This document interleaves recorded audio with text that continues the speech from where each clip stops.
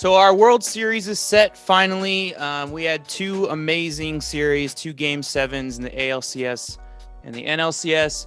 Tampa Bay Rays were the ones who took it away in the American League, unfortunately for us A's fans. But I'd rather be the Rays than the Astros. And then in the National League, it's the Los Angeles Dodgers. Welcome to the Town Tailgate Podcast. I am Chris Madrigal.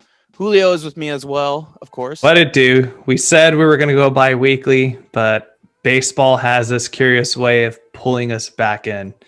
So here we are. It's the World Series, Julio. It is the World Series. Exactly. We got to do a World Series pod. Exactly. Come on. And we have some guests today on our podcast. We did a little bit of a collaboration with a fellow baseball podcast, friends of yours, Julio, right?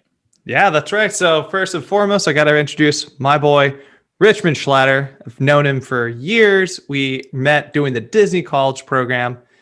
Diehard Yankees fan. Welcome to the show. But also another person I've grown pretty close with the last few years. He is, if you follow our Twitter account, if you don't already, make sure you follow us, the Town Tailgate Podcast. He has his own Yankees podcast called The Four Trained Savages. We got Robbie Schlatter, the brother Schlatters. Welcome to the show, gentlemen. Julio, Thank you. First time, long time.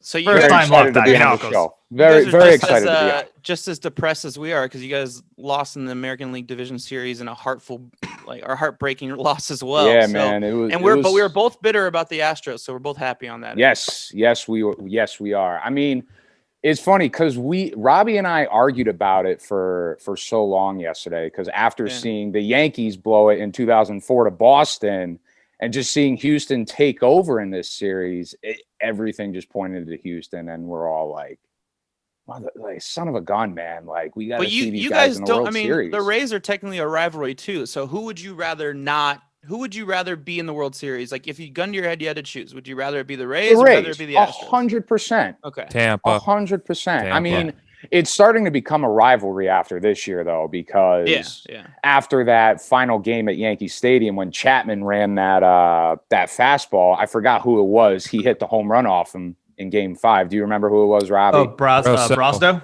Yes. It was talk about bringing it full circle after Rich when we look at them and what was it? I think late August. Yep. And Brasso got the high cheddar right at his face. And Chapman, it was a lot of debate of whether or not it was really at his face or not. But initially I was like, I don't know. It was a little close. But then you kind of look at it and you're like, you look at the history between these two teams. They don't really like each other. And then for him to come out and hit that home run at the end to end our season, absolutely crushing. I mean, the thing is, Chris and Julio, I think you guys will probably, like, when I make this statement, you guys might think Yankee homer, but in that at bat, Chapman, I don't know what Boone was thinking bringing Chapman in the 7th inning, because Chapman was always the guy who you just bring in the 9th inning. Bang, bang, bang. You get the 3 outs. He's had the weirdest fucking season ever because he was out for COVID at the beginning. He had COVID, which like, I think it was like 2 weeks, but it felt like a month. So it felt like half the fucking season. And then he's rehabbing half of the season to get into it. So he doesn't really join the team until like 2/3 of the way through. And you're not going to just throw him in that closer role because we had what's his face, Zach Britton, just killing him in the closer role. Yep. So you're not just mid-season when you're kind of just rolling. You're not, and that was right when they got hot too, right? When all the big stars started like hitting bombs every single fucking day. Guys really rode up the standings. That was in the beginning of the year, like when they started the 60 games. No, but when they came back and then they from kind the of first, remember they were out of like playoff hunt and then they like made their way up the standings. Yeah. You're right. And like, so you're like beginning of September. You're just as good as Chapman has been in the past. You're not just going to completely switch up the entire, especially in a short season. You just can't afford to like test things out. You're not just going to switch up the entire like flow of the team in the bullpen. Like you have to find a role for him. Maybe that was probably the wrong time to bring him into that specific game, but you got to find a role for him. Maybe that's just not his role. Maybe that's just. But I think in baseball today, the role of the closer is to get 3 outs. That's what everybody talks in this analytics day and age. I mean, Liam Hendricks does like 2 innings all the time for us. But he's used to that, though. Yeah. He does that, though. Chapman, it's always bang, bang, bang. He comes in the 9th to get those 3 outs.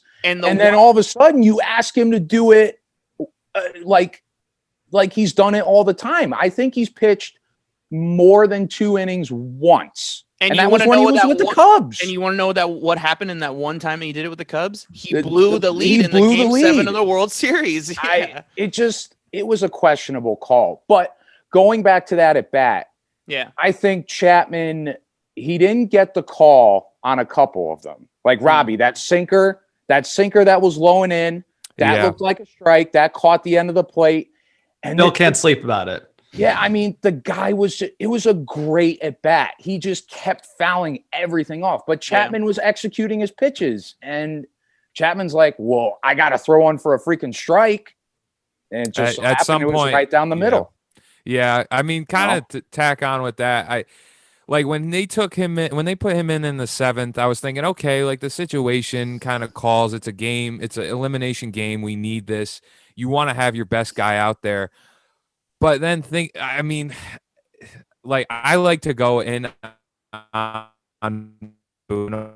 because I don't see the real. He's just made so many questionable decisions in his past 3 years as manager, and we haven't gotten any further than we've wanted to since 2017. So it makes it difficult for me to think that he's the guy that's going to take us to the next step, and he hasn't. So, the proof is right there. But, I mean, the bullpen has been so just plain and just shitty. Awful. Terrible. It's awful. All year. For me, and now, go ahead. Yeah, I got to say a couple things about that, which is kind of insane that, like, it seems like the Yankees have invested so much in that bullpen over the last 2-3 years with bringing back Chapman, signing Ottavino, bringing in Britton. That's like, that should be your bread and butter. But that kind of shows you, like, dude, you don't need to look at what the Rays did. Their bullpen's been lights out. Look what the A's regular season was like with their bullpen. You don't need to spend up for that bullpen anymore. That's not the reality of baseball. And but that's also, I gotta say real quick before we let one of you guys jump in again. I feel like this is partially Robbie's and I's fault because, like, right at the beginning of the playoffs, we were like side texting and being like, yo, we're going to do a ALCS pod. A's Yankees. You guys set up the jinx. You guys fucking jinxed us. Fuck you guys. God. Julio, we're not friends anymore. We're going to see you fuckers in the ALCS. You motherfucker. You fucking guy. You set up the fucking jinx. You set up the fucking jinx. I just want to make a small comment and then that we'll move on from the Yankees talk. Sorry, guys. Yeah. No, it's all good. The whole Aaron Boone situation, it's been a tough situation for him, I feel like, because he came in with all this star power. So naturally you think like anybody could fucking manage the Yankees. Why isn't he successful? But also, can anybody manage the Yankees when their top 5 starters or top 5 stars get hurt for 80% of the season? Like the past 3 seasons, like that's. But it's not like. Well, wait, Rich. The only thing that I would have to say to that, and really the only thing you have to say to that, is they did have a guy doing that, and they had him doing it for the past, what was it, Rich? 10, 11 years, and they just decided to move on from him because they wanted to go with analytically driven baseball, which is, I'm even shocked that Dusty Baker got the job in Houston. Because the way that the game is gone is they want a manager to control. And they said coming out that Aaron Boone is not being controlled, and the puppet comment, hard to believe, but that's what they said. It's been what they want. It's analytically driven. They did have a manager doing that. They did have a manager that's shown success. And what happened in the Indians series when he miscalled and didn't challenge something, it lost his job. And that's what so they did have someone in there doing it, and they've regressed since having that guy in there. So that's the only thing I have with the Yankees at this point. We can, we don't want to talk too much about them. Yeah. But the quick thing, but going back to Girardi, it's so funny. I mean, listen, maybe the guys didn't like him, and that, that happens in a job. You don't get along with everybody, but Girardi arguably had the biggest playoff mistake in Major League Baseball history. If the Yankees don't win that series, with him not challenging that ball going off of Lonnie Chisenhall's bat knob, and then Lindor hitting that grand slam, if the Yankees lose that series, like Girardi might get crucified for it, and everybody, the players hated him. That was the rumor. Mm-hmm. But then they come back and they win 3 in a row, and then they force a Game 7 against a Houston Astros team that knew everything that was coming their way, and they still took them to 7 games. I gotta say bullshit on your comment because Grady Little and Pedro Martinez would like to have a word with you. Yeah, that benefited you, but it's true. Come on. All right, let's move. Okay. Let's move on to the World Series. For you guys. But last comment though, Robbie, I have a gripe with you. You copied the opening of your podcast is a direct copy of the opening of our podcast. What about it? Copy. What about it? Direct copy. What about it? So you are a thief, my friend. What about copyright? Hit him with that copyright infringement. I'm just kidding. Bro. No, I love the opening of you guys' podcast. It's I great. appreciate it. I It sounds a lot like ours. Just saying. It offer. Yeah, I mean that's just the sound of baseball. If you think about it, it's just the sounds that come along. So yeah, it's what it is. Before we actually get into this World Series, though, I gotta say we have to do one last thing. The nation baseball nightmare is over, and before we can talk about this series is going to be really good. I think this is going to be a really historical one. We got to shit on the Astros for a couple moments before we get too far. It's beautiful. I like to start. If you're hold on, just real quick. If you're watching the YouTube channel, you can see in Robbie's background right here. He has already started the podcast off strong with shaming the Astros with his background. The yips. Jose has. It's crazy. Did you guys see how many times he spiked the ball? I like for a split second, I was like, do I feel bad for this guy? I'm like, absolutely not. Absolutely not. Absolutely not. The kid, like, he was spiking. What was the double play ball that he missed, and he threw it into left field with Correa. Yeah. The next there was it there was the one that he threw to first base that he spiked, and then they had 2 runners on, and I think Arozarena hit the 3-run bomb, or it may have that son of a gun can play, man. I love that dude. Killed us and killed the Astros. So we got to say that we'll be talking a lot more about Randy Arozarena pretty soon, but let's just get open mic discussion. I'll start up. Look, this team's really good. They hit the shit out of the ball. We know that. Like Correa, I hate that dude. He went full WWE on us and did the full villain heel turn. And he shows like this guy is one of the best shortstops in baseball. Kyle Tucker looks awesome out there. George Springer only shows up. Their rotation looks good. So like they are still the team we thought they were, which makes 2017 even worse. You were already this talented. You were already this good. And you had to get that upper hand. You felt like you had to do that, dude. It's all about an edge, man. And guess what? Now, Jose Altuve, who at this point in his career, he's already a Hall of Famer. He could retire tomorrow and be a Hall of Famer. There's a good chance that dude's not going to get in because nobody's going to forget about this. There's a really good chance that shit's going to overshadow them, man. So not only did you had a chance to make history and being the first team with losing record of the World Series, you didn't, which is great. But you've sacrificed your like long-term legacy in a chance. Like we're all like baseball fans around the country and around the world. Like, sure, this team's going to be good, but it's like the cheating factor, man. Like you did all that to ruin all of this. For what? And it's like, it sucks. Yeah. Exactly. I think the reality is that Correa had a great season. Good job. Cool. Kyle Tucker had a pretty good season. Good job. Cool. But everybody else just shit the bed. So like, are they that talented? Are they, or did they just really rally around a few really good fucking players? Yuli Gurriel had a terrible season. Yeah. Jose Altuve had a terrible season. Alex Bregman was below average. Well, they did get to the World Series last year. And some of those guys, they played pretty well in the playoffs. Yeah, but they cheated last year. So allegedly, but they used buzzers. Allegedly, that's what they say. They use what? No. I call bullshit on it every time that it comes. They might have. They absolutely could have cheated. No, Rich. I'm just saying.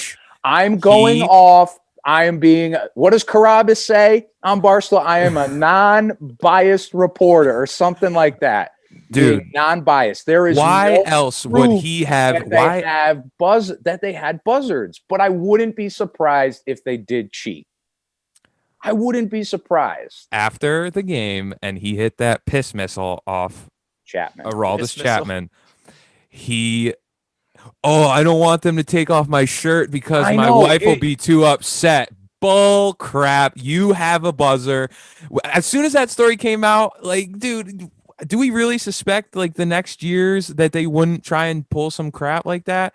I'm not saying that it's not true and that he didn't have a buzzer, but in the MLB's report, they did not have buzzers and that they didn't Guys, cheat. this is in the You can get the fuck That's out all of here, I'm Alex saying. Bregman. You can get out of here with your report. Cheated or not? Yeah, the fucking report. Get the fuck out of here. There's no facts. I'm just saying. Podcast. Listen, I hate Twitter fuckers too. I hate those guys too. I wouldn't be surprised if they did cheat. I think they did too. But just saying, Alex Bregman over here, the report. They didn't have anything. So I will state my but screw those guys. My next there you go. I will state my point. So for the next shitbag point in the segment, Carlos Correa is the most unlikable guy like just on the planet Earth. Like not even in baseball, just on planet Earth. So it gives me so much pleasure that he lost in such like devastating fashion. I fucking hate that guy, and if I ever see him in person, I'm gonna yell at him like, dude, you fucking suck. Like I literally can't stand him. He was better off keeping his mouth shut, man. Yeah, just shut up. Like just be like, there's nothing you could say that's gonna change our mind, and you're not gonna like shove it in our face. So like, just shut up and just deal with the precautions. It really pissed me off. Like because we're gonna shit on the Astros now. It really did piss me off that they didn't get their title vacated. Yeah, they should have. You look at all pretty. Oh god. Well, I'm just saying, like. You look at all these other baseball players who have gone through, cheating scandals. You have Pete Rose with his gambling, with the gambling thing, betting on games. A-Rod with the steroids. These guys, they get crucified. A-Rod gets suspended for a year. Pete Rose gets banned from the Hall of Fame. Mm-hmm. And there's, the steroid guys. They're saying that they shouldn't even go in the Hall of Fame. But everybody's saying that this is the biggest cheating scandal, not only in baseball, but in sports. And you can't vacate these. It didn't make sense to me, man. Manfred handled it poorly. The title should have been taken away. It should have. I will say, I've never. So one of the theories that I saw somewhere online was like the reason why dudes like Altuve really struggled throughout the season is like they don't like being the bad guy kind of thing. Because let's be real, like up the until villain this cheating, role. Yeah, up until this cheating scandal, I think a lot of people really liked Altuve because this little stocky guy who like hits the ball over the place, really scrappy. Like he's a pretty fun guy. But like I think that really weighed down on him. Whereas Carlos Correa like ate that shit up, which he embraced. And it's like love it or hate it. Baseball's a better sport when you have some dudes like that, where like you have like a true like dude, when A-Rod was with like the Rangers. And even when the Rangers were ass, I hated A-Rod, man. When he went to Yankees, I hated him even more. It was even more, yeah. It's always good to have that villain in baseball. But now I kind of like A-Rod, so I'm like indifferent. The thing is, I think you can argue that, which is most of humanity. Everybody wants to be liked. Everybody wants to like feel like they're friendly and people enjoy being around them and enjoy them. So yeah, I can imagine that's a little bit stressful, but I don't feel bad because you chose to do this. Yeah, you made these decisions. Yeah. The franchise and the organization kind of put it together, but they offered up that extra help to you and you took it. Like you could have not taken it, but you did. So like, I don't feel bad for you. Well, even if he said he didn't take it, because again, the report. But if you're really dead set against cheating and using those cameras, why didn't you speak up to your team and say, this is wrong? Yeah. You advocate for that report one more time. I'm going to jump through this Zoom call. And I still rip off that Nick sweater. I'll do it right now. So you'll do it already. I'll hold you back. All right, guys. So why don't we move past it, and then each of you will go ahead and give out your guys's. Why don't you next, Rich? You give us your Astros obituary. That's what we'll call this. Astros obituary. I mean, fuck you guys. I mean, that's like you deserve it. Like, I mean, it's kind of crazy that they got to the ALCS at with everything that's been happening. But Chris brought it up. They didn't even finish the season over 500 this year. Yeah. And, I mean, what's there to say? They're still cheaters in my eyes. And I cannot wait until fans are back in the seats next year for a full 162 games, because that will 100% have an impact on their season and I just hope how their careers go going forward. No, they will not. Absolutely not. And now, and especially now that they lost this series. Yeah. No way, man. It's not happening. All right, Robbie. Go ahead. Finish us off. Shout out to the man that's been managing for a lot of years, Dusty Baker. It's too bad that you had to make some attempts with this Astros terrible team. Respect to him. Yeah. I will say I got my eye on Michael Brantley a little bit, even though he wasn't a part of that cheating. As a Yankees fan, maybe like a possible free agent acquisition. I don't know, kind of being a little greedy there. Probably not. Unlikely. Your outfield isn't stacked enough. You have Clint Frazier coming off the fucking bench. I know we need a lefty bat. That's all I'm thinking. But it's unlikely. Get out of here. Big Hoss Mike Ford. Big Hoss Mike Ford. Yeah. Also, shout out one time before I kind of shit on them. Framber Valdez. That dude is really good. Like I was astonished by how he pitched. So those are literally the only bright spots on this Astros roster. But they got what they deserved. They actually had our hearts like ready, like we were about to die if they got to the World Series, and we were like, do we really have to deal with this? Like, do we have to go through the stress of not? And thank God that they lost. Yeah. Make sure that they never even get to that point ever again. Can I just go back to Correa again real quick? I'm sorry to interrupt, Robbie. We can shit us Correa as long as the time has us. When Yandy Diaz took that walk and he was like, no. And Correa goes over and like starts talking to him like, dude, this doesn't even concern you, man. Yeah. Shut the hell up and get your butt back to shortstop. Like, I fucking hate everything about that guy. Oh, man. So much. The thing with Ken Rosenthal, and I'm telling you, like you said, Chris, the fans will not forget. And I hope not. I honestly think the A's are going to win that division handily. Who else is in the? Don't jinx them. Don't jinx us. There's a lot. Why would you do that? We come on their podcast and you do that. That's what you guys get for setting up the jinx. I said at the beginning of the year that we were going to just walk away with the division, and look. Yeah, we did. We did. So maybe there is no jinx. I mean, who knows? Yeah. Knock on wood if you're with me. The Astros might make the playoffs because that division is a little thinking about it. We got the Rangers, the Angels, the Rangers, and the Mariners. It's not very good. So, they might actually make the playoffs again next year. Well, they probably will, but who knows? We got we got some pretty prime free agents, so we'll see what happens with that. And we also have a vice president who's been a part of the team for 30 years who might be leaving too. So we'll see. Yeah. What's the deal with Billy Beane? I've heard reports that he's going to the Red Sox. There's no update yet, but basically he is part of I guess you could call it a venture capitalist firm, and literally their entire business is purchasing major or professional baseball organizations or teams or anything of that sort. And they were the ones who purchased the XFL. The reason why The Rock got all that like publicity is because The Rock is a part of that firm. That ownership, he's a member. He's on the board of that firm. So they bought the XFL, and they're in line to buy a large portion of the Fenway Group that is for sale. I think that the Red Sox, which is pretty obvious with how they got rid of Mookie this offseason, they are looking for some money, and they're running out of it. I think their owner is running dry a little bit. So, and it's beautiful. So that shit's hilarious. Like Billy Beane and his firm are going to jump in there and purchase that, and that would be a conflicting interest. So he'll have to sell his shares of the Oakland A's, and then he's going to be a majority, or not a majority owner, but he's going to be an owner with the Red Sox. And I think part of the deal is that he would become the vice president or the VP of baseball operations for them. No offense to you guys, since he's moving on from you, and it seems like that. Yeah, for sure. Well, it kind of seems like it a little bit. Does. It seems like it does. Yeah. But no offense. It's Moneyball all over again. No offense to you guys. I think it's kind of funny that he's going to bring his lack of getting over the hump to the Boston Red Sox, and I think that will be a nice mix, and then they will not do anything more. That would be nice.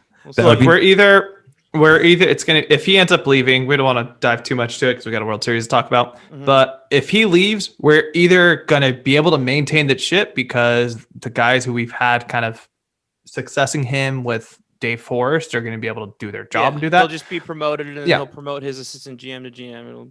Yeah, exactly. Or we're going to turn to the Pittsburgh Pirates. There's no in between. Or it's going to force John Fisher to sell the team because he won't have Billy Beane putting together a winning team anymore as a scapegoat. So there's a lot of positives to it potentially. But let's move on and let's actually talk about the World Series. But we'll start off on a positive note, reminiscing on past World Series moments that we just love. So basically, we're all going to go around the room. We'll talk about what our favorite World Series moment was. Not from one of our teams, though, which obviously me and Julio don't have that because our team has never been to a World Series in our lifetime. But you guys do. But you guys I was 3 months old when Dennis Eckersley got that final out. And you probably remember it like it was yesterday, right? Vividly. Where it was coming down from the earthquake. I vividly remember it. I wanted some milk. Why don't you start us off then, Julio? Yeah. So I was 3 months old. I was so before the pod, I mentioned I'm not going to use this one, but one that's like one of my first World Series memories was actually the '96 World Series with the Yankees beating the Braves, and I specifically remember it because we were camping in like Reading or something, and we had one of my uncles, rest in peace, shout out Uncle Greg. We had a camper that we had. And no service anywhere. That's before phones, but we had like an old TV with an antenna, and we watched the final out there. So that was like one of my first memories. Yeah, but my favorite is actually probably 2016. We just talked about it. Game 7 of the World Series between the Chicago Cubs and the Indians. You stole my memory. Hey, that's probably. I'm sorry. Gonna be all of ours. Yeah. Were you at school, Robbie? Shout out when that happened? Shout out. I'll just say the player's name. UConn Nation. I'm wearing a shirt. Shout out my man Rajay Davis playing former Oakland great. Let it do. Yeah, UConn Avery Point. The boy. That's my guy. And I just ran back and forth, up and down. I mean, Chapman's now on the Yankees, but I was just running up and down for it, saying, "Oh my God, you really just did that! You guys are about to blow it."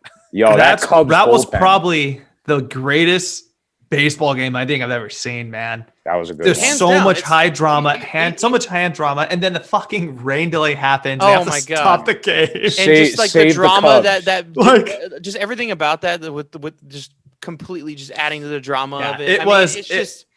And the story, you hear the stories about Chapman crying in the locker room because he gave up the lead, and it's just like, oh my God. I had a long day of work that day. I got home like right after the second inning. I was able to watch it, and then I had a really early day the next day, and I'm just up till 2 a.m. and I'm just like, I don't give a fuck. I am not missing this game. I don't give a shit. I will be dead tired at work all day tomorrow. I'll just pound coffee. It was one of those moments where like this game, you had to watch it. And you remember where you were when you watched that game. It's one of those games where you kind of had to drop everything that you were doing. You had plans at night, and you were like, well, I'm not doing that anymore because it went a little bit longer, and we were watching a little bit of baseball history. And at the end of the day, we saw the Cubs break 100-plus-year-old curse, and it was a little bit extra for my own personal value. It felt a little bit better because I really hated the city of Cleveland after the 2016 NBA Finals. Yeah. So I was like, you guys can't have two nice things, and they didn't.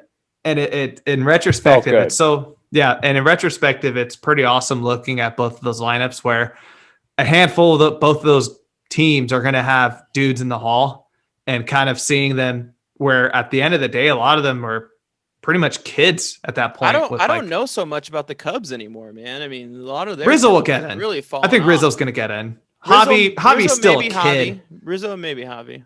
Chris Bryant is there. That's the thing. They're all still super young, and they're all have a lot of accolades already.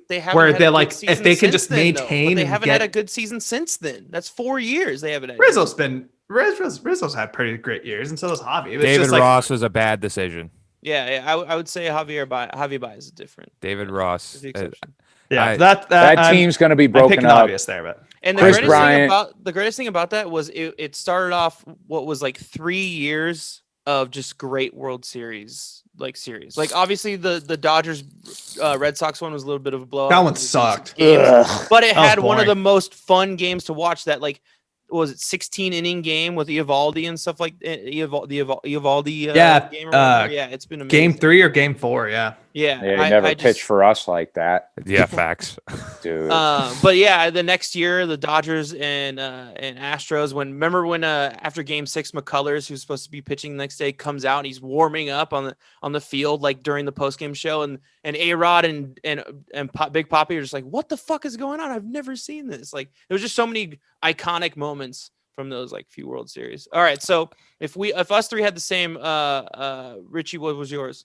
So it's funny because when Julio called me or called us, I really had to think about it. But then like instantly there were 3. I won't go like through a whole, I'll just say the 3 that pop into my head. Mm-hmm. 1, when David Wright lollipopped the freaking ball to first base and Eric Hosmer scored going home, Game 5. I believe that was Game 5. Yeah, that only series only went to 5 games. Yeah. Wait, you mean David Wright, Lolly? Oh, wait, never mind. Go ahead.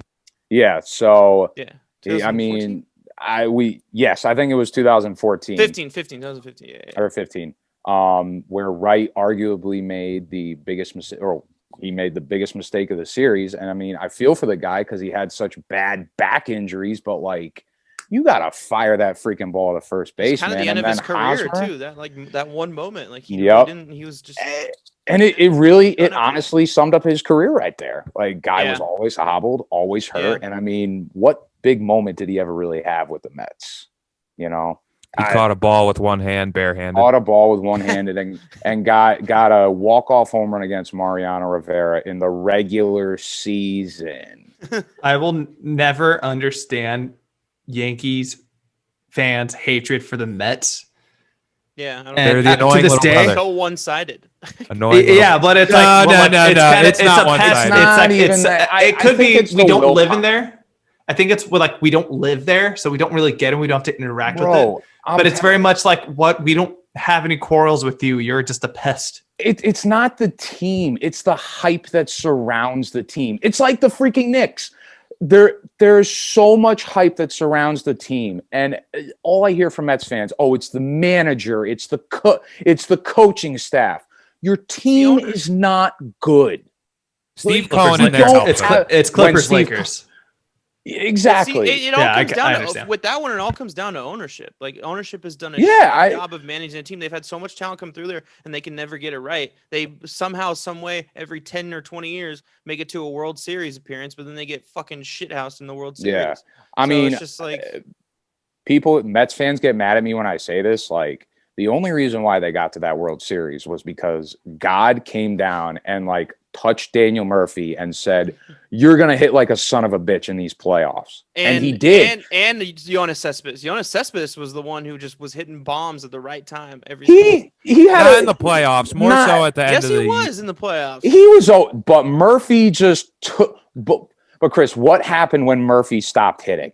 He didn't hit for squat in the World Series. That's the only reason why I make that argument. When Murphy stopped hitting, shout out to my dude Yoenis Cespedes. Got that up here right quick. Worst trade. We've had that conversation, Julio, about Cespedes getting traded to Boston. I've already aired out my grievances about it on here. I don't want to talk about it anymore. Your other two, go for it. So the other two, freaking, I don't know if you guys will hate this one or not, but the year before, 2014, when Mad Bum just single-handedly dominated, like greatest playoff performance of all time.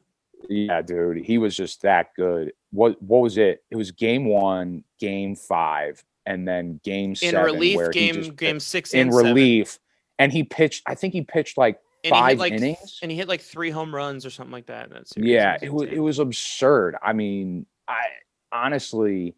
It's probably, like you just said, it's the greatest playoff performance I've ever seen by anyone. And I wanted him to come to New York for years, but he's just, I don't know how he would do in the city of New York. I don't think he'd mesh. He would not. I don't think he would too. I think it's like Trevor Bauer. Like, Trevor Bauer's an interesting guy. Like, he's a free spirit. He speaks his mind, and Bumgarner's the same way. Like, not a Northeast guy. I don't know how he would have done in New York, but he was unbelievable that postseason. Well, we have a phrase over here on the West Coast, which is Arizona is the Alabama of the West. So it makes sense that that's where he ended up going. But yeah, to this day, he still has a 0 ERA in the postseason, man. So that's mind blowing. And he was dominant. So it's kind of sad that the team he decides to take it to is the Diamondbacks. I know. I thought he was going to go to a contender. Like I really did. Yeah. I thought he would have. A lot of people thought that the Diamondbacks were a contender at the beginning of the season, though. That's true. Because they still had Marte. They still had a couple other nice people. I thought he was going to the Dodgers personally. Like I mean, I don't think he would do that to the Giants fan base. Like that, the Giants fan base does mean a lot to him. He wanted to stay, but they didn't want to sign him to that one additional year. 1 year is the reason why he didn't stay with the Giants. It's kind of crazy. Yeah, that is. What's your third then? Oh, last year when Washington, like it's so funny. Yeah. I didn't watch a single. I was so mad. I didn't watch a single game of that World Series until Game 7, and I just got home from working the Nets game, and I was like, you know what? Let me just pop on the TV, and freaking Howie Kendrick, and I called Robert, and I was like, you need to turn this game on right now. Kendrick I was not about it, and then I turned it on. I was like, holy shit! Julio and Chris, if you guys watched it, I think were the Astros up in Game 7? Were they up by a couple runs? Like I think it was like 2-1. It was a pretty like epic comeback, and it was like a major, like it was a huge double by Soto, I think, in like the 7th. Yes, or something like that. Soto had a big hit, I remember, and then I want to say Kendricks was either a game tying or was it game tying or his go was the game ahead? winning. His was the game winning. It was off. I remember it was off the foul pole, and Strasburg. Man, was he? Man, I just remember Howie Kendrick's home run. That and then they hit the turbo time in the dugout when they do. Yes, I love that dude. shit. All three of their. I mean, Strasburg had an amazing series, but all 3 of their big pitchers just came up big in that fucking series. But that's the thing, and you know what I loved about that team too? Analytics it's what drives sports today, and I think people use it as a crutch and not a tool. Like if you're trying to build a house, like a hammer is a useful tool, but you're not going to use one hammer to build the whole house. Yeah. Like you can't just use analytics for the whole thing. Maybe if the Rays win, I will take back those words. But the Nationals Dodgers are an analytics team too, though. Yeah, they're very analytical. But the Dodgers have with players, money. Man. Exact. That's the thing. Like if you have the money, you need you get the players. Like they went out, they got Mookie Betts. They had Cody Bellinger in their system. They got these AJ players. Pollock, all these other guys. They have the money to go out and get these players. Like I look at Oakland, like that's where Moneyball started. But like Julio, you told me that the A's, like their owner is one of the richest in baseball. But they didn't spend money on these guys. No, you're exactly right. And that's the thing. Right. Like the Nationals spent money on Scherzer. They gave did they give Strasburg a contract before last year? This past offseason. No, but I'm saying a 10-year deal this past season. But didn't they sign him to another contract before his big one? No, that was maybe his contract, I think, wasn't it? Okay. He probably had like a 3-year deal or something before he got this big one. Maybe he had an extension from his rookie deal or something. Yeah. And then Corbin had the massive, what was like 6 or 7 years or something like that too. And there you go. Their top 3 rotation is locked up for at least 4 more years. I think Max Scherzer still has like 4 until Scherzer retires. Yeah. Exactly. But they went out and they spent the money. Yeah. That's the thing. Like analytics, it's a useful tool and everybody in baseball uses it. Everybody does.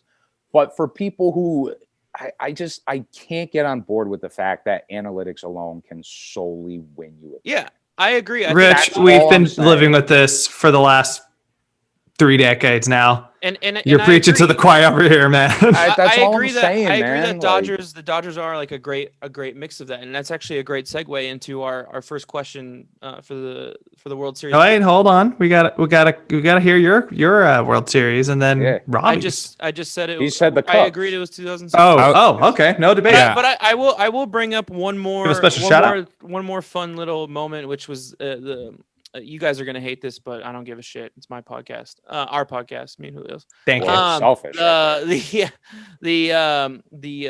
Luis 2001, Luis Gonzalez with the bloop Luis single. Gonzalez, single is pretty. We got amazing. 4 World Series before, so Exactly. I mean, You it's all guys, good. that one hurt, deal man. with it. You'll deal Like, with it. as bad as 04 You know was, that one hurt the most, though.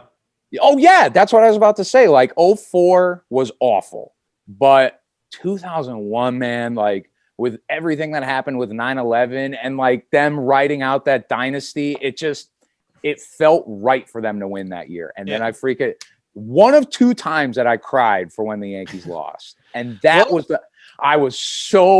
my day was ruined. You know what, Richie? Sucks to suck. Too bad you're an adult. You got to get over it. Anyway, let's move on. Since Julio already ruined my perfect segue, we'll just do a fucked up one and let's just start talking about this World Series preview idea. Yeah, World Series. So everybody, we're gonna start off with a really fun question. I think. What's your favorite thing about each team and something that they do baseball wise that we can maybe look out for in this coming series? And you know what, Richie? Let's start with you actually.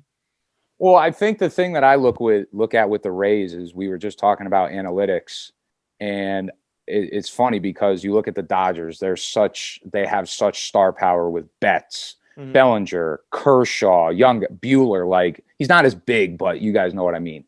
The Rays don't have they have studs on that team, but there's no guy who you look at who's top 10 in jersey sales. They started from the bottom and they worked their way up with analytics. So who would you hold on? Who would you say is their biggest star?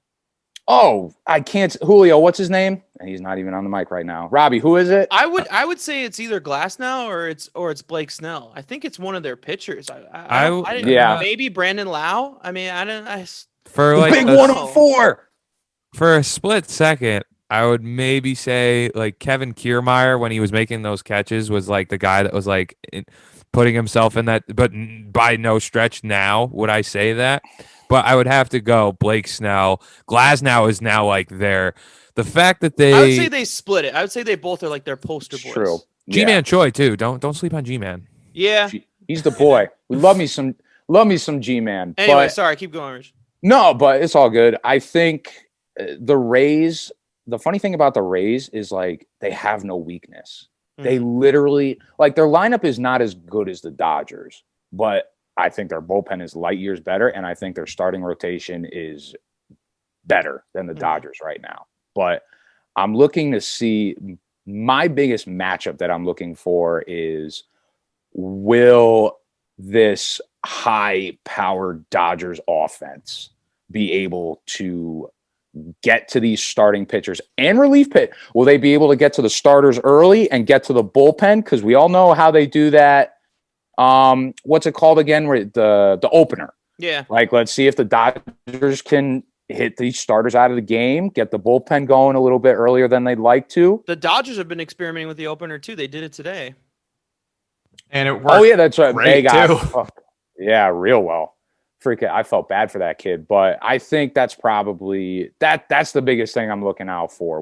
And the Rays are just they don't have that big star on their team, but I'm very intrigued to see who that guy is going to be in this series. If that makes sense. I feel like I went off topic a little bit. What's your favorite thing for the Dodgers? Is that going to be at the star power and whatnot? Oh, it's gonna be that star power with Betts, that lineup. They've been loaded for years, and it's kind of crazy because they've gotten to that pinnacle, but they haven't been able to go over the top. And I'm surprised that they've been able to keep this team intact for so long. Or the core guys like Bellinger, Jock Peterson. Not saying that Jock Peterson is a star, but they kept their core players. Fun seeing those guys. Yeah. So sorry that I'm rambling, but I want to see if this Dodgers lineup is just going to tattoo or have the ability to tattoo this pitching of the Rays. All right, Robbie, what about you? There's nothing for me to be happy about in this series. I'll be honest. I'm not a big fan of either team, especially not the Rays, but you don't have a favorite thing about either of these teams? Oh, absolutely. Well, I like the color of their jersey. Fine. No, I like Dustin May's hair. That's a good one. I didn't know you were going to come on this podcast so negatively. No. I'll I'm here. Robbie, you sound like you need a Snickers. Yeah, I thought you were a baseball fan. You wanted to celebrate baseball. We'll do it for the podcast. We'll do it. But I think he's a Yankee fan. What do you expect? Richmond, you're a Yankee fan too. So I think I think it's the year for the Dodgers to finally get over the pinnacle, and I really think that it's because what I saw in that last series, even though it scares you that the way that they went down to Atlanta, and Atlanta, I was rooting hard for Atlanta. I really like their young talent, but the way that the Dodgers came back from the 3-1 deficit and fought their way back, and their offense just looked ridiculously good. Like Will Smith playing great, Cody with the game winner, and the way that they've just the vibe with the team is just making me think. I know if I had to think logically and say, yeah, the Rays I think are the most complete team, especially because their bullpen is all put together. I think their overall starting pitching is better, but then you look at the way that the Dodgers lineup is constructed, and then you kind of give them the advantage there, and then less on the pitching. I think it's the Dodgers' year finally, and maybe it takes the COVID season to do it for them. Yeah. I just think it's going to be their year. I really do. The thing that Richmond mentioned that I think is going to be interesting how they handle it, and I would like to see that maybe they'll take the non-Yankees approach, and maybe the second game where you do blow them out in the first game, then you don't say, oh, we're going to start a guy for 3 innings or for 3 batters and then take in a new guy that's not that really good and then let us just beat ourselves up. Somehow, some way, you guys always get back to the Yankees. It's fucking blowing my mind. You just East Coast biased over here with you did two. Did they not just play? Did they not play the Tampa Bay Rays? Oh, are they in the World Series? This is news to me. I'm saying this as a point that, like, literally, do the A's not play the Dodgers in the regular season? The only way that the Dodgers are going to lose a series, I think, is if they stray away from their game and they try and play the Rays game somehow, because I think there's going to be a point in this series where they lack some starting pitching, and they're going to need to do, because they did it in this game 7, they're going to have to do some sort of, I think that's kind of telling too with Kershaw, man. Like I think Roberts made the right decision. I do not trust Kershaw in October. I just no. Yeah, he actually said earlier today before the game that Kershaw was available to pitch, and I was texting a couple of Dodger fans, and everyone's like, "No, don't even fucking do it. We're not dealing with this again. You pulled this last year. He pulled a Peyton Manning. Let him get his ring. Clayton, here's your World Series ring. Now go sit over there." He's not necessarily running the team like a quarterback, though, so I don't know if that's kind of a similar analogy. I get what you're saying. That, like, Peyton Manning could barely throw the ball in his last season. He really didn't do much. It was the defense that won in that Super Bowl. We get exactly. See, it's like Dwight Howard getting his ring. Yeah. Exactly. And I feel bad for the guy because he's a hell of a pitcher, but I would not trust. I think Roberts was smart. I think we're all with you. I mean, Dodger fans. Who said Dodger fans even admitted it today. Yeah. So, no, absolutely, 1,000%. They know how fantastic he is, and they've seen him from day one. It's just the anxiety that the history of it is just not worth the dilemma. It makes you more stressed out to watch than it does it like enjoyable and like taking in the moment. Yeah. Well, game 3, like. Did they have fans in the crowd that day for game 3? Yeah, they've had fans. It wasn't even full, and he freaking still gave up home runs. Yeah, man. I feel for a lot of Dodger fans. A lot of Dodger fans in that ballpark. It seems they were going bananas for like every Dodger moment. Julio, what about you? What's your favorite thing for each team this series? I had to step away for the moment when we were talking about like the face of the Rays. I had to deal with the cat dilemma, but. You got to throw Austin Meadows out there for what he did last year, but also Tyler Gosnell is also one of the most handsome men in baseball. So you got to give him his 2 cents there. Yeah. My homeboy's out here looking like Cillian Murphy, the Scarecrow from Batman Begins. Give him his 2 cents. He deserves it. But what makes this team great, I think, for the Dodgers. Well, your favorite thing. Yeah, but my favorite thing, one, I love when Mookie gets a double and he does like the ass smack thing. I mean, you know what I'm talking about? He does this thing. Hilarious. But for actual baseball side, they, as much of a team full of boppers that they have, where the power between 1 through 5 in that lineup. Yeah. They don't depend on it. They do such a great job of just situational hitting where they're going to be hitting in runners scoring position well. When they have a huge blowout in game 3, a lot of those runs came from just doubles and singles and just getting guys in, which is coming from a fan of a team that really is dependent on the long ball. It's kind of relieving that you're seeing teams that are willing to kind of take counts and be patient and wait on those pitches and being able to put stuff into the right part of the field when they really calls to instead of relying on the long ball.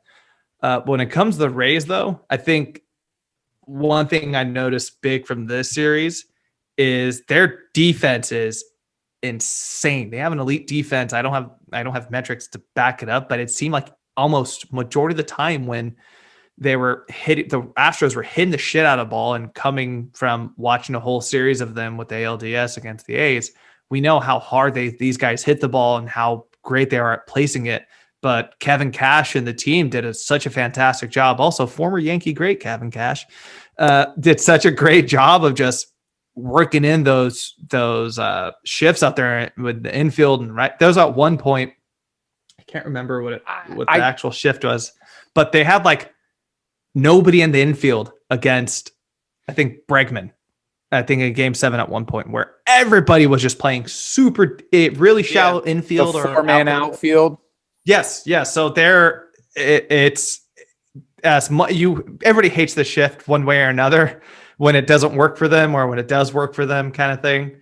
And I think that's going to be the one thing if the Rays are really going to win this World Series, they're going to have to rely on that, of just kind of the intuitiveness of working in that shift and being able to know where their ball is going to go when it comes off the bat. It's so funny you bring up the shift because because you guys watch the Dodgers all the time, being on the West Coast, I assume. Are the Dodgers? So you would think so, but because of how janky the cable package is out here, I've heard the cable is where it's a nightmare. You can't watch them unless they're on national TV. So I watch them if they're on ESPN or Fox Sports, but that's it. And I have to go deep dive into Reddit to find Comcast or something. Spectrum. So they bought these rights to it, and you have to have their cable company to do it. It's so stupid. And they don't have like a streaming app like on Apple TV or Amazon or anything. So you're kind of shit out of luck. And you guys can't do MLB TV because the game would be blacked out in your area. Damn. Yeah. But so would you guys? But sorry, I'll be real quick about this. Julio, you brought up the shift. There was a particular at bat. It was game 6. When the Rays had 3, because I think the shift could be a problem. The Rays had 3 infielders on the left side of the infield playing Springer for the pull. But as much as I hate the Astros, they are very good at adjusting to in-game situations where it's like, oh, Springer sees that there's a freaking wide open hole on the right side of the infield. He was late on the pitch, but he went with the pitch and it went out to the right side of the field where nobody was. Astros take the lead. So I guess my question to you guys is, are the Dodgers so, like guys like Bellinger, yes, I could see this. Are the Dodgers so pull heavy that they won't even think about doing something like that? Like in a big series like this? Go ahead, Julio. You take this one. Yeah, definitely guys with like Bellinger, Muncy, are pretty pull heavy. JT, Justin Turner's a pretty much all their stars are very one-dimensional hitters. So yeah, they're gonna be fucked for that. Yeah, and but like that's what makes they're this like year so next level stars. They can adapt. But that kind of what makes this team. Obviously, what makes this team more different than the last few years is having Mookie Betts there, man. Yeah, when you have a guy who can kind of spray the ball over the place, and he doesn't mind legging out a single into a double if it kind of hits the right spot in the outfield. It's so nice. Something. Oh, sorry. Go ahead. I didn't. No, I was gonna say, just from the times I have been able to watch the games and talked with Dodger fans over the last couple of years, you would have never thought that's like the key missing piece with this team because of how dominant they have been over the last 3-4 year run. Yeah. But it kind of makes you, let's go and take this moment, just laugh at the Red Sox. Yes, I was just about to say. Stupid. It's about time. But like Alex Verdugo is going to be a stud.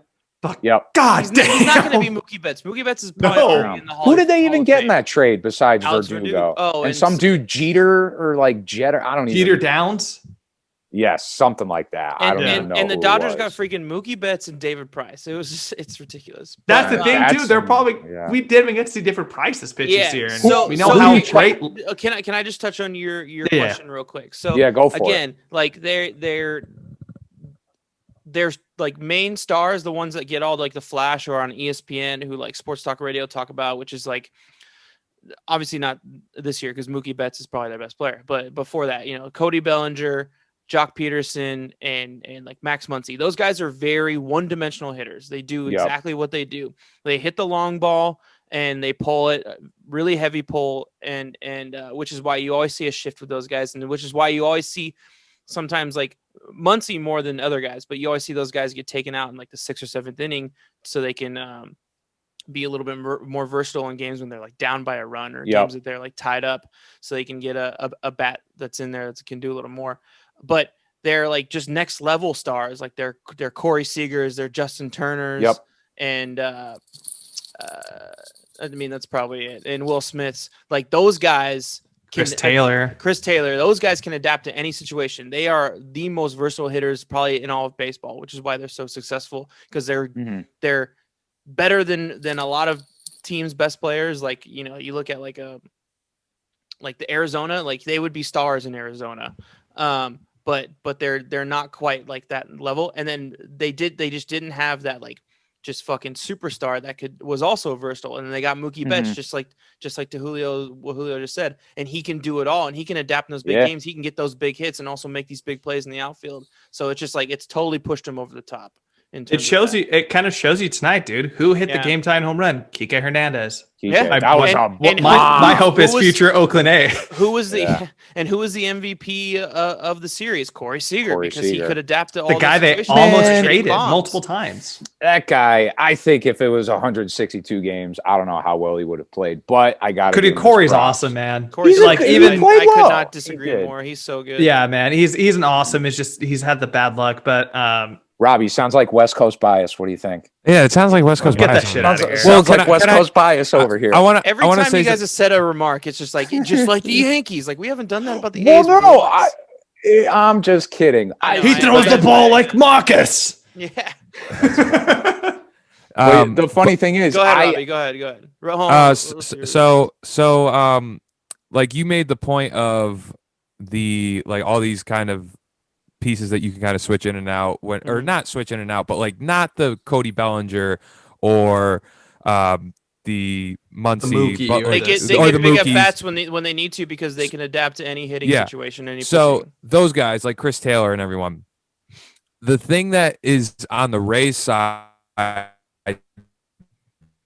extremely interested to see. They don't have anyone particular that jumps off the ESPN highlights so much that you get ready to see in spring training that you're like, oh, I want to go see this guy immediately. Like you don't say, I want to go see Arozarena, but he is literally performing like those guys in the postseason. Like he's performing like Juan Soto 2.0, an MVP Cody Bellinger. Yeah. So I'm really interested to see if a guy like Arozarena can stack up and be that big time guy, and then those little pieces. This is probably his coming out party, dude. Yeah. And because he was in St. Louis last year, and he didn't. I remember looking at his games. I think he was around 40 games played, and he had an okay average, but he didn't get opportunities. And now he gets an opportunity throughout the 60 game stretch, and the dude is on fire. So I'm extremely excited to see that kind of dynamic and matchup, because the Rays don't particularly have like a Cody Bellinger or even a Corey Seager really that jumps off like, oh, that's a huge young talent star that is just like. They just have all these little pieces that you would see come up from the Dodger system, like a Chris Taylor or someone like that. And you just want to see, it's going to be extremely interesting. Like the lineups is going to be how they perform against. It's going to be crazy. Well, the crazy thing to kind of like talk about Randy Arozarena, who's just became like a household name over the last 2 weeks. So he was a part of the Jose Martinez trade. You remember him? And I don't think he's even on the Rays anymore, but it was a very questionable trade because the Rays gave up like their top pitching prospect with Matthew Liberatore, the Cardinals. Everyone's like, why would you do that? And shit, I didn't even thought about, like, I was doing the Rick Dalton point meme at Rich when he was like, oh, it looks like Juan Soto out there. I'm like, shit, he's just hit the most, he's had the most total bases ever for any rookie in the postseason. And he still got the World Series to like extend that out, man. How do you think the Cardinals feel?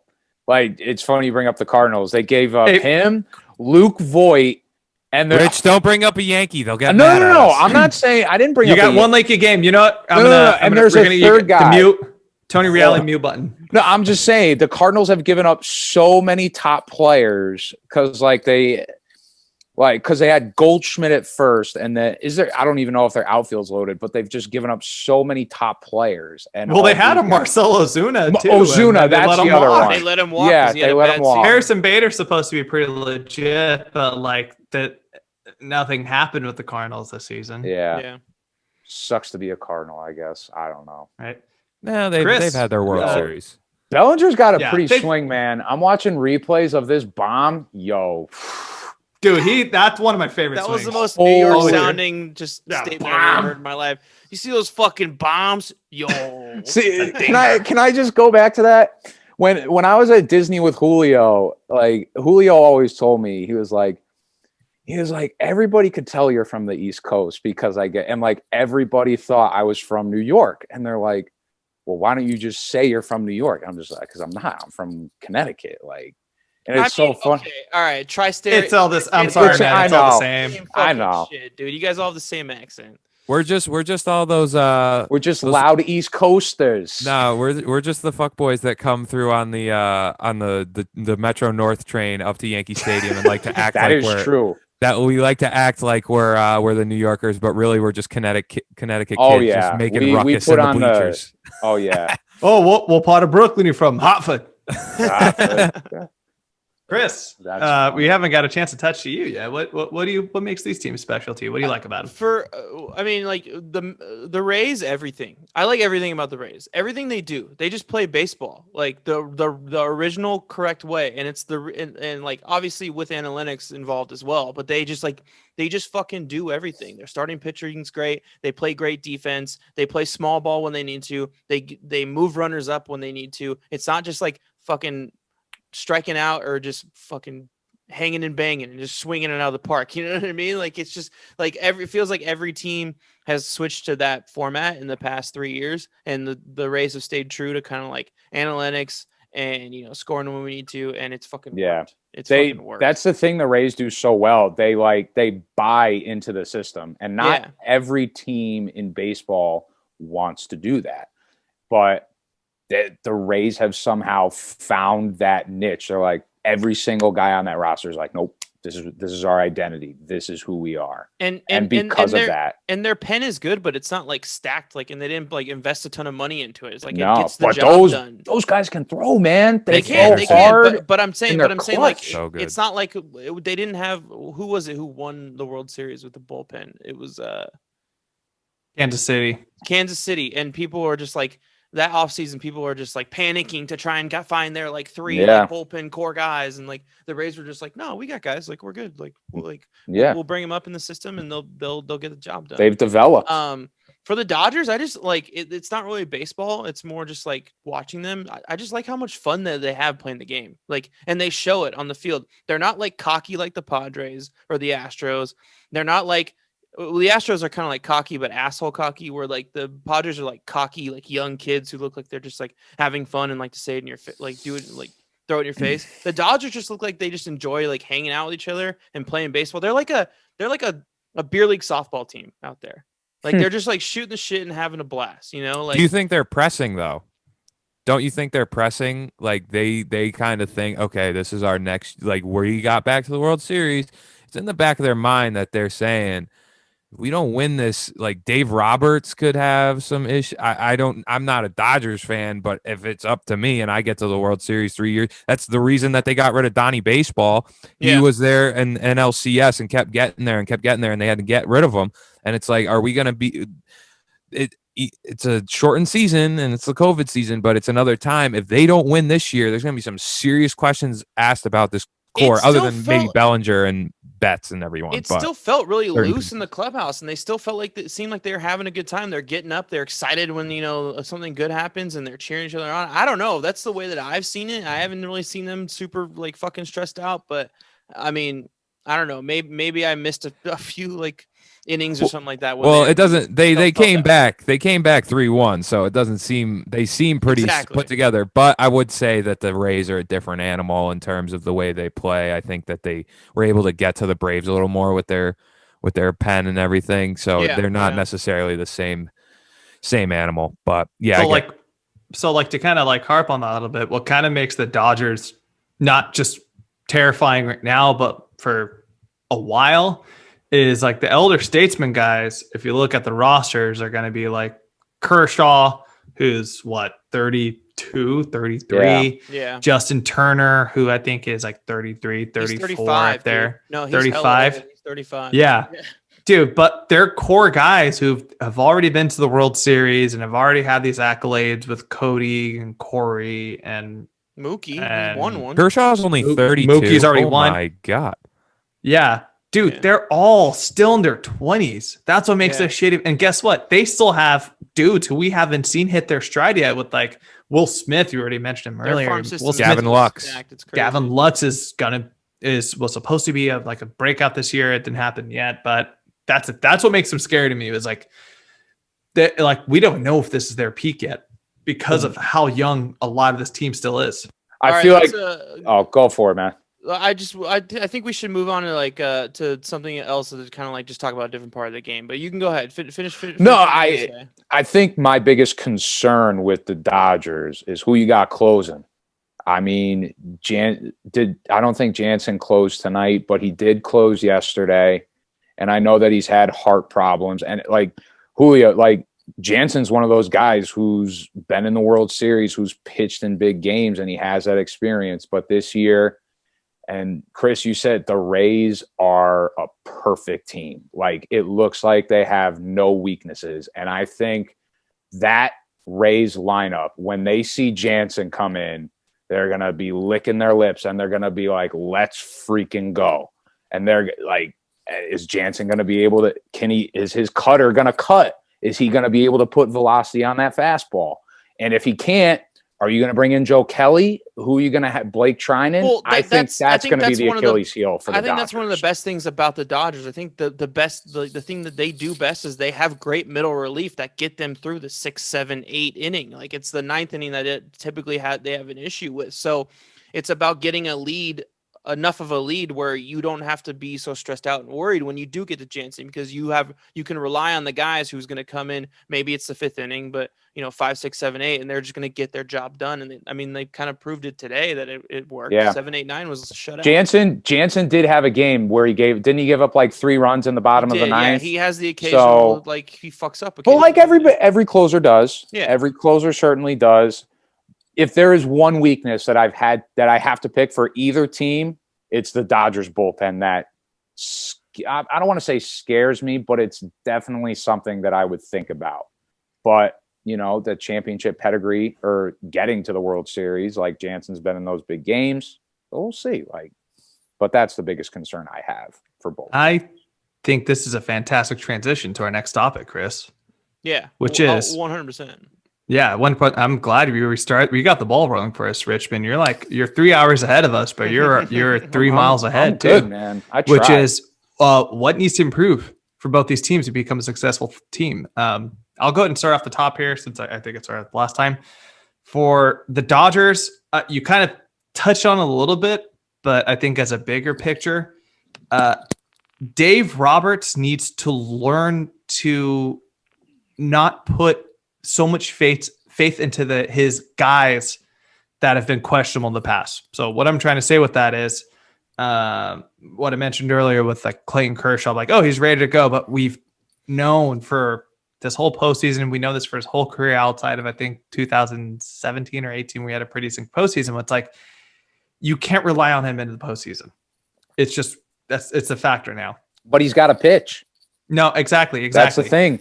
Same things happened with Kenley Jansen. But he's got to be on a short leash. That's the thing. Yeah, he never does absolutely. that with him. I think he that's- never does that in the postseason. He acts like he's still Clayton Kershaw from 2014, and he's going to just light it up in the regular season. He's got to have a short leash with him. Actually, Chris, I think you pinpointed a better way of me of articulating it, which is like, we understand you have your guys. If anybody has watched Ted Lasso yet, anybody? No? Okay, that's fine. Crickets. Great show.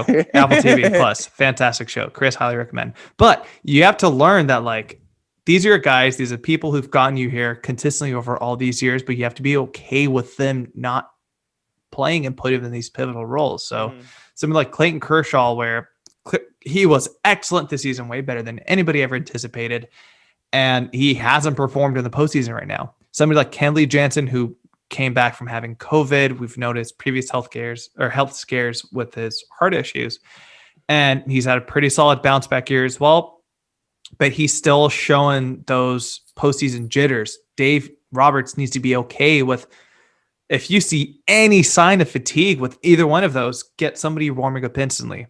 Yeah. And he needs to learn that quickly. He's been through this for 2 World Series now. He had a postseason last year. And you have That's the gonna middle hurt him. relief to do it too. So like, why wouldn't you? Yeah, like this is like, sure, you're not going to have another lights out guy out there, but you have somebody who's going to be out there to fucking throw down, like for my favorite name in baseball, Brusdor Gallerol, or like What a name. Glorious- What a name. Yeah, fantastic name, by the way. But he needs to be okay with just pulling the guys out. Yeah. For the All right, Rays, what about for the Rays? Okay, cool. Yeah. what I've noticed is they have a Oakland A's issue, which is they seem pretty dependent on the long ball.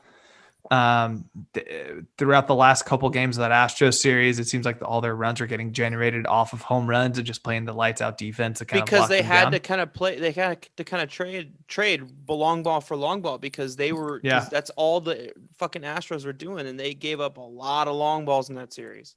Exactly. But it's like, if that's the game that you're going to want to play in the World Series against the Dodgers with that lineup, you're not going to win it, man. Like, unfortunately, that just is the reality. Whereas, So like, that's my point, and I have an interesting stat for you. Can I just throw that in there real quick? yeah, Here So- come the analytics. Oh boy. No, just kidding. no, Go. it's I'm not just analytics. kidding. It's not I'm just teasing. Go ahead. So the Rays in the ALCS hit 6 home runs. Okay, only 6. Mhm. They gave up from the Astros 9 home runs, which is a lot in a series. That's quite a bit. That's me, but that's what the Astros do. They hit the fuck out of the ball. This past NLCS, the Dodgers hit 14 home runs. So they're pretty much a team that's at this point designed to do that to the Rays again. So if they want to win this series, they're not going to win it by giving up those home runs. So it's stats to go on to your point, basically. So Robbie, Appreciate because you are the only baseball player I know, and Julio brought up the point with Kershaw, because you played with Gators and all that stuff. If you're a coach and you're up, let's say you're up by 3 runs, and you got 2 runners on, and the tying run comes to the plate, you keeping Kershaw in the game? Absolutely not. Dude, his Very history easy, is very his easy. history is just it's too. How about one run? How about just one runner on first base? What inning That's is it? What inning is it? We'll go bottom of the 4th inning. You're up by 2 runs. If it's early, no, in the you're up by. If You're it's early up- in the series, yeah. I could say maybe because you trust the offense and it's earlier in the game. But really, at this point, say this 4 years ago, and I could say, okay, it's Clayton Kershaw. He's got to prove it to himself. But he's shown that he can't. He's just has that bugaboo. He does. It just plagues him for whatever reason. So when it comes to Kershaw, that's kind of where I'm at with him. But another point that I was going to say for the Rays, when you guys were talking about the offensive side of the ball with the pitching, I don't know if you guys noticed kind of the social media video coming out I think it was Game 6 when Blake Snell was pitching. He looked super pissed off with Kevin Cash. Now the runners were on base, and it looks He like didn't a want to come shake. out of the game that one. yeah. game, Was right? that the clip when he was like, "What the fuck are we Yeah. doing?" He's like, "What the fuck are we doing? What are we doing?" and 2 runners on, and Cash didn't feel comfortable in the situation. Houston ended up winning the game. So, and it started to look like they were going to lose this. It started to look like the Rays were going to lose the series. But my kind of thing I would like to see if I'm a Rays fan and I'm looking at what they're doing is what is Cash going to trust those 3 starters, and what's his leash with them, kind of on the opposite side of the spectrum from where the Dodgers are, and what are they going to do with those 3 stars? And it really comes down more so with Blake Snell. Charlie Morton is looking, even though he was a cheater, He's insane. He's looking crazy good.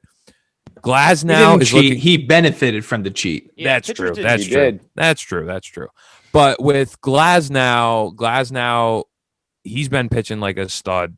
So, but he kind of gets a little wild. That if the dude's throwing 101, what are you going to do if he doesn't look like he has it that day? And same thing with Snell. Snell is shown to throw a lot of balls and walk a good amount of runners. So kind of with the Rays, Kevin Cash has done a really good job at this. And maybe early in the series, is he going to want to waste a lot of long relief guys? What is he going to do? Is he going to take I think it was one of the series he put in Theo early, and I was like, whoa, is that going to hurt on the back end? So kind of managing how long the starter's length, and then when they may get to a game 4, depending on what it's looking like and how they're going to manage it. But that's a big kind of thing look at for the Rays, is how are they going to deal out with the starting pitching. A lot of the same of what are you going to do if fucking Kershaw goes out there and decides, are we going to keep him in? Unlikely. So that's something I would look at for the Rays for sure. Sweet. I feel like you guys have the insider information over here about the Rays. Yeah, because you're in another time. You're in like a whole nother like country subdivision from the Rays where you can actually watch the games. Not like us. Yeah.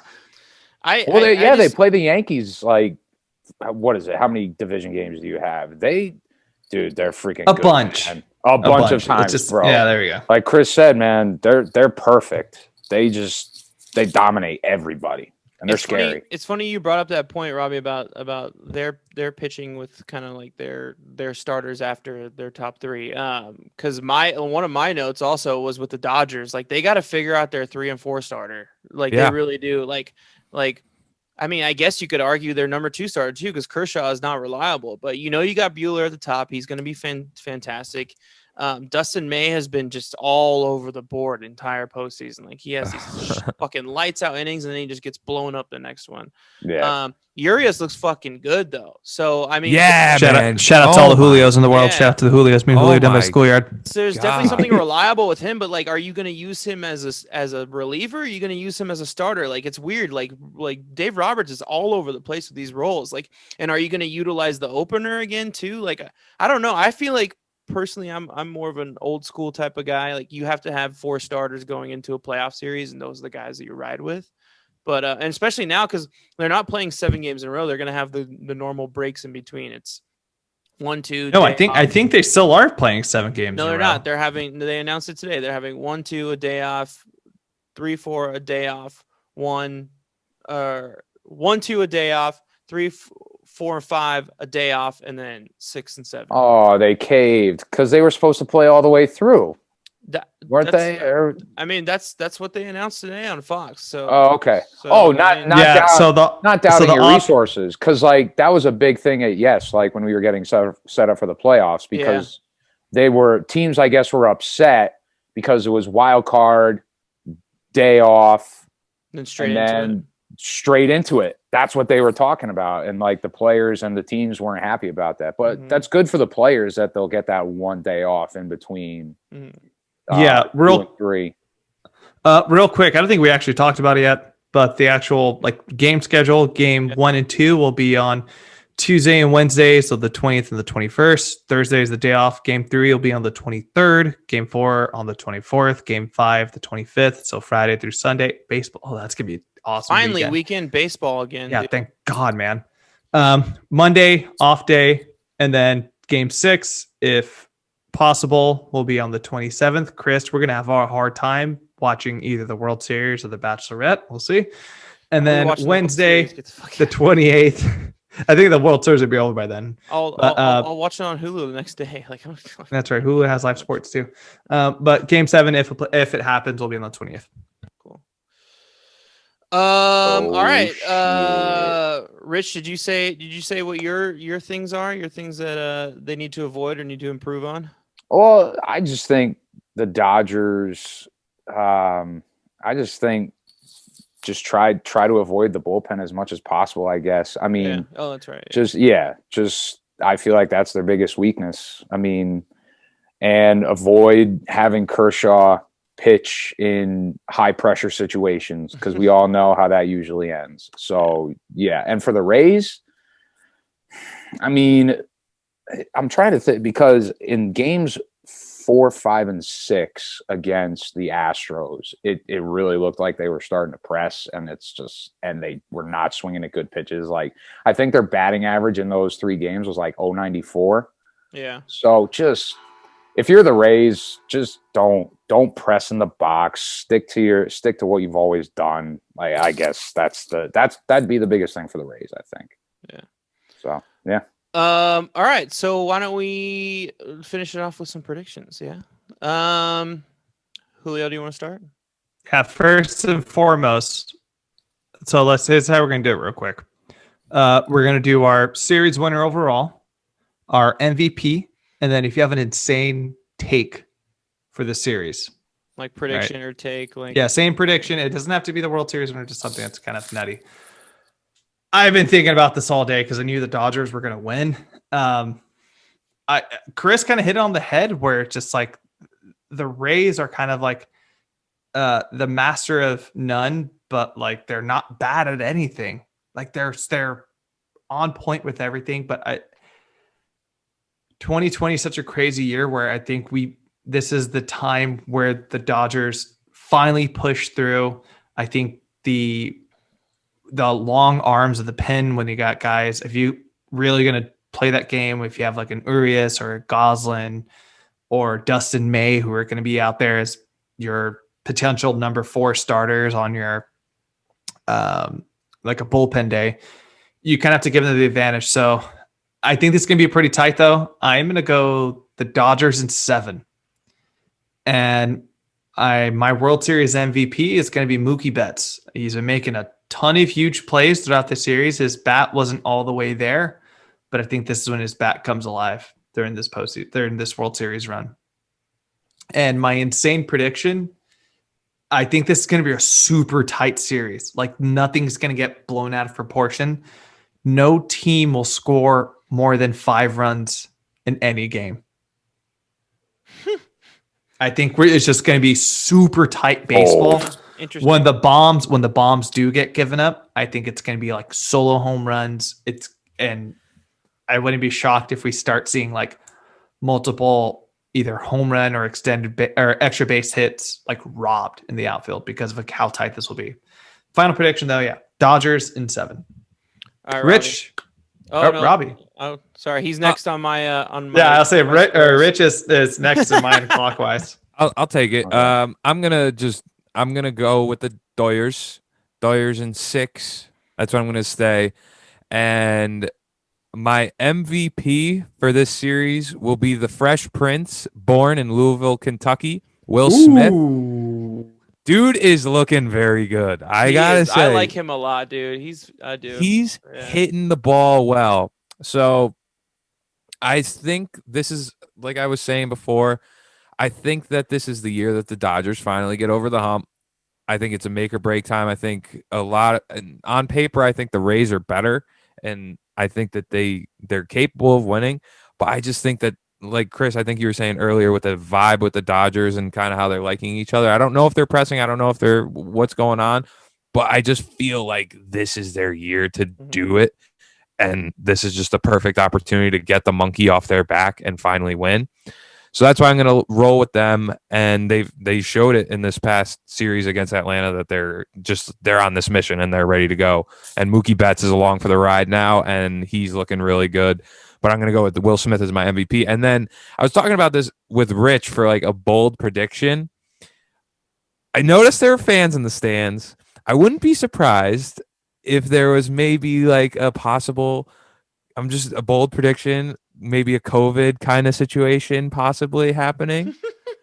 I'm just gonna say, I don't know. I just got What's a little. the situation? You got to say the There's going to be an situation. outbreak at the game. Someone gets it. Someone gets it. I just can't. I think Jack Flaherty tweeted it a week ago saying, "Oh, championship series with fans in the stands in a concealed dome.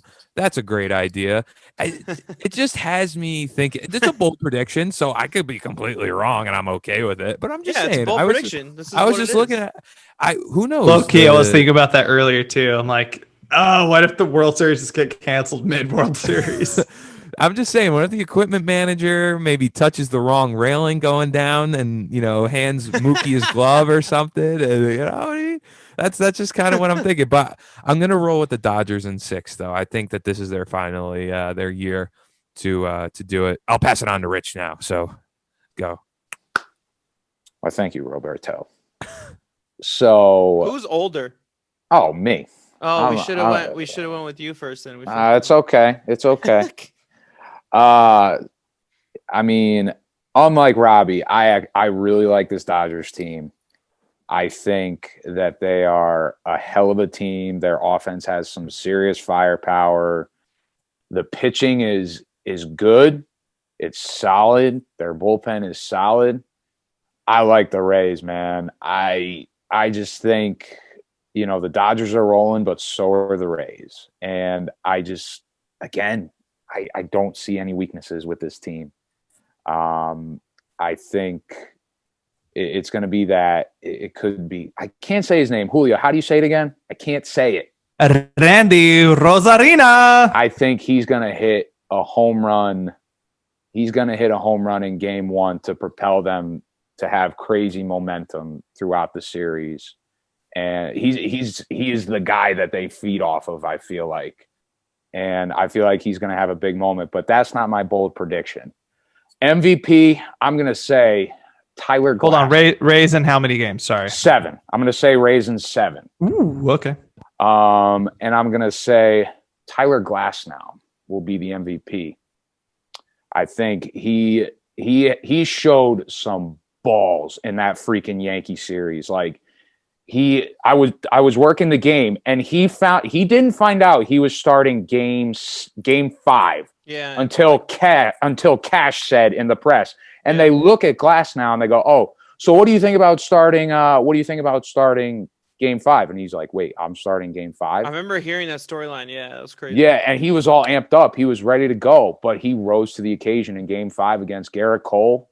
Like, you can argue, even though he pitched for 2 innings, got the job done. Yeah. He's pitched well in these playoffs, and I think he's going to probably get 2 great starts against the Dodgers. And my bold prediction, I am going to say there's going to be 3, because both these teams are so good, there's going to be 3 extra inning games in this World Series. Damn, 3 of them. I would love that. I love how bad shit these are, man. Like, this is. I'm glad I added this last minute. Robbie, how many games did you pick again? Was 6 for the Dodgers. Oh, I was gonna say, are we all picking 7 games? So I'm going with the Dodgers. They're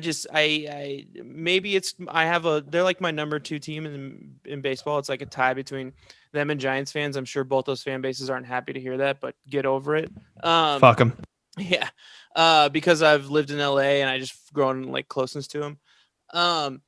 But they're just too fucking good, man. And I really like their stars are really like stepping it up lately when they need to. And I think Kershaw will have a bad game. But I don't know if they'll be able to rally from it, but they will be able to rally in the series.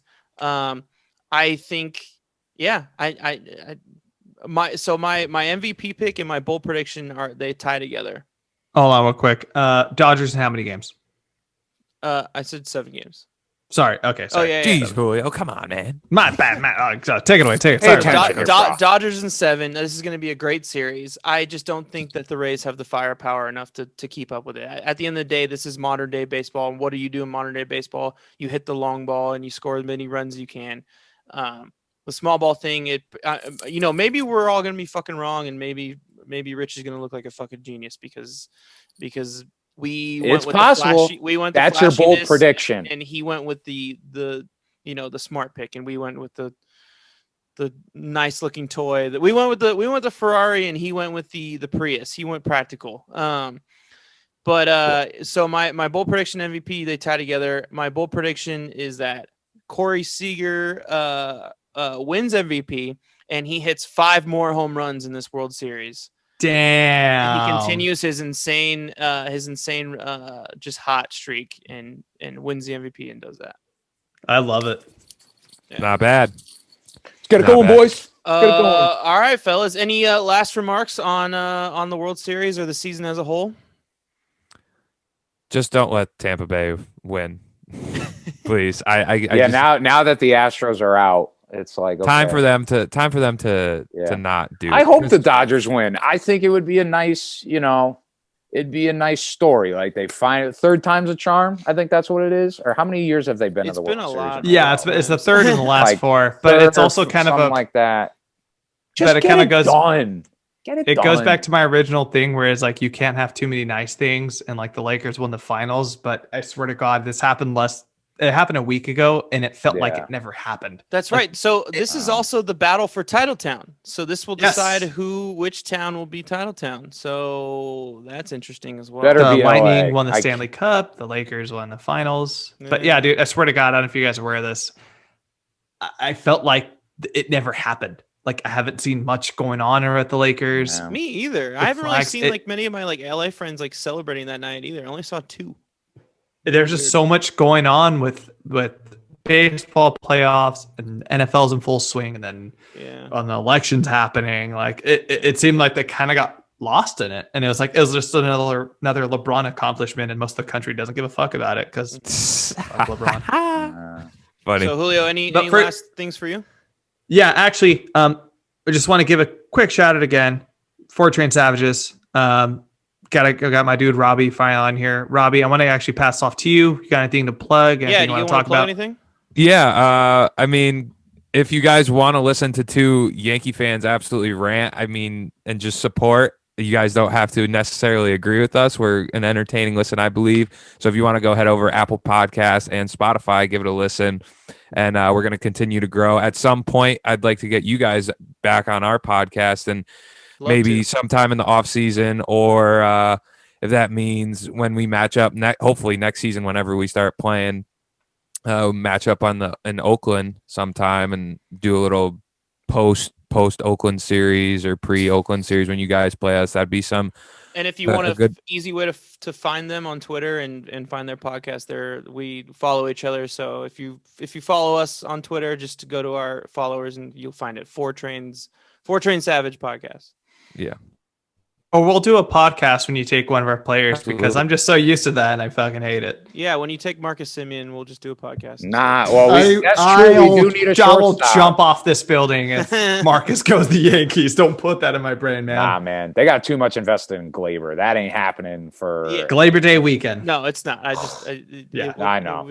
I'll take Liam Hendricks, though. I will gladly. You can have him. I'll put Liam Hendricks. Go spend your budget on your bullpen. Keep doing that, buddy. I don't even know if we have a budget. Wait. So I will finish off by saying that thank you to the Tampa Bay Rays, wow, totally blanked on who they're playing.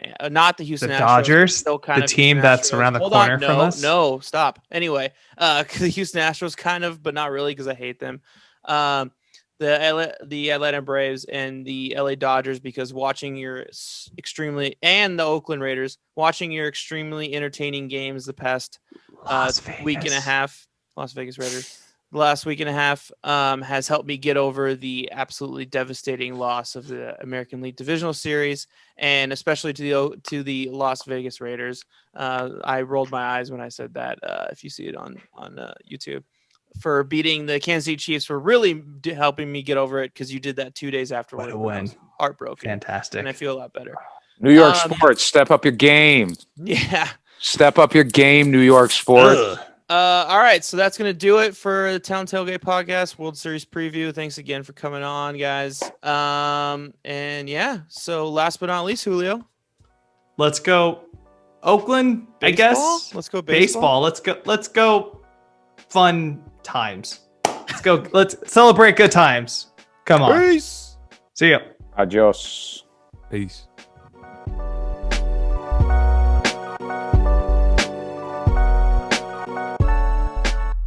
The Town Tailgate is an independently produced podcast. It is written and executive produced by this guy, Chris Madrigal, and my partner in crime, Julio Reynoso. It is sound mixed and edited by yours truly.